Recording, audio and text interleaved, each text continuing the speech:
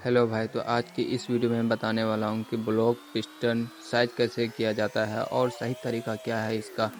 तो ये Pulsar discover 125 का है, पुराना मॉडल BS4 का है। तो आप देखिए पूरा वीडियो को कैसे किया जाता है, ठीक है भाई। और जो नया ब्लॉक से अच्छा ही चलता है पुराना ब्लॉक, क्योंकि उसमें रिंग पिस्टन इत्यादि और भी डाला जाता है। और पहले इसको भाई लेथ वर्कशॉप में आना पड़ेगा इसके लिए, ब्लॉक पॉलिशिंग करने के लिए। क्योंकि भाई देखो, पहले कटिंग करना पड़ता है, उसके बाद पॉलिशिंग करना पड़ता है, तब जाके चमक आती है उसमें, तब जाके आपको गाड़ी में फिटिंग करना होता है।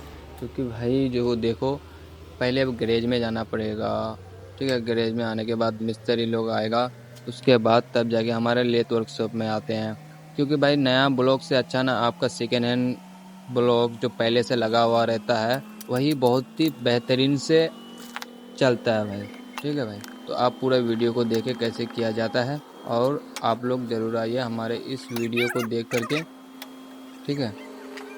थैंक यू भाई। लाइक और शेयर कमेंट करना ना भूलिएगा आप लोग।